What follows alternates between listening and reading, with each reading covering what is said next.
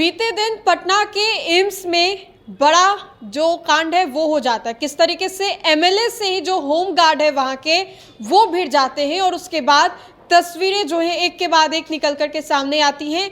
चेतन आनंद की पत्नी से भी भिड़ते हुए दिखाई दे रहे हैं वहां के गार्ड्स वगैरह, वहां के जो लोग हैं अटेंडेंट्स हैं वो चेतन आनंद की पत्नी से अकेले अकेले भिड़ते हुए नजर आ रहे हैं। पूरी स्थिति को वो मैनेज अकेले नहीं कर पाती हैं और उसके बावजूद भी वो वहां पर कुछ देर तक रहती हैं, सवालों के जवाब को देती हैं, लोगों को कंट्रोल करने की कोशिश करती हैं, लेकिन इसके बावजूद भी जब वो लोग सुनते नहीं है, समझते नहीं है, तो आयुषी वहां से निकल करके लिफ्ट पर चढ़ जाती है। लेकिन इस पूरे मामले को लेकर के एक बड़ी अपडेट सामने आई है जहां पर चेतन आनंद की पत्नी के खिलाफ भी अब एफआईआर जो है वो दर्ज कर दिया गया है।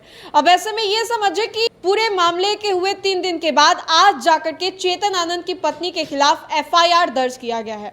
बड़ा सवाल यह है कि जब आपने चेतन आनंद के खिलाफ एफआईआर उस दिन दर्ज करवाया, उनके समर्थकों के खिलाफ एफआईआर उस दिन दर्ज करवाया और उसी दिन चेतन आनंद की पत्नी के जो वीडियोज है वो इंटरनेट पर भी सामने आए, तो एफआईआर दर्ज करवाने में इतना वक्त आखिर क्यों लग गया? इससे साफ तौर पे ये हम भी समझ सकते हैं, आप भी समझ रहे होंगे कि कैसे फंसाने की जो कोशिश है वो की जा रही है। अगर चेतन आनंद, उनके समर्थक और अन्य जितने लोगों के खिलाफ एफआईआर मामले घटित होने के दिन ही हुआ, तो फिर उसके बाद उनकी पत्नी पे एफआईआर 3 दिन के बाद क्यों? आखिर 3 दिनों की देरी क्यों लग गई?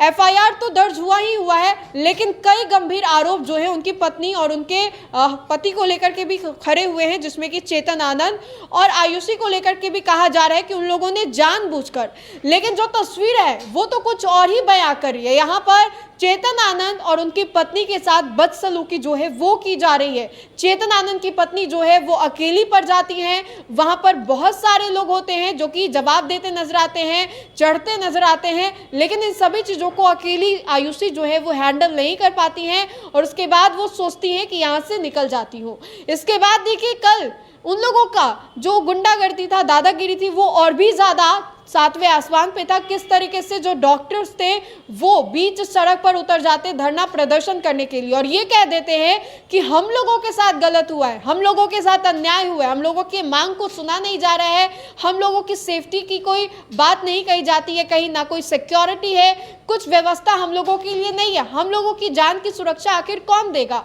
ये पूरा जो बयान है, बात है, वो बीते दिन पटना के चौक चौराहों पर आपको डॉक्टरों के द्वारा सुनाई दिया होगा, जब पटना एम्स के जो डॉक्टर्स थे वो धरना पर निकल गए थे।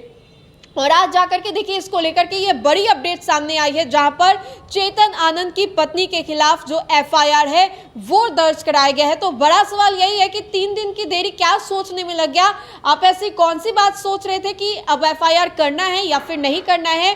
चलिए एक दिन छूटा, दूसरे दिन भी आप एफआईआर दर्ज करवा सकते थे, लेकिन मामला घटित हुए पूरे 3 दिन हो गए हैं और आज जाकर के आयुषी के खिलाफ एफआईआर जो है वो दर्ज कराया गया। एफआईआर दर्ज कराते हुए उन्होंने एक बयान भी दिया कि चेतन आनंद और उनकी जो पत्नी, उनके साथ जो गार्ड्स थे वो गन के, पिस्टल के जो बट हैं वो दिखा रहे थे और इसी की वजह से दोनों ही गार्ड्स के बीच में भिड़ंत हो जाती, अस्पताल के गार्ड और चेतन आनंद के जो गार्ड्स होते उनके बीच में, और उसके बाद आयुषी और फिर चेतन आनंद इस मामले में इंटरप्ट करते हैं। तो पूरे मामले को लेकर के हम आपको बता रहे हैं कि कैसे वहां के डॉक्टरों के द्वारा ये जो प्रदर्शन है और ये पूरा दादागिरी जो है वो किया गया, जिसमें कि बड़ा सवाल ये है कि आखिर प्रदर्शन तो हुआ लेकिन एफआईआर होने में इतनी देरी क्यों लग गई? आखिर फंसाने की कोशिश की जा रही है। चुनावी साल है, चुनावी साल में कई हथकंडे जो हैं वो अपनाए जाते हैं और उनमें से क्या वो भी एक है?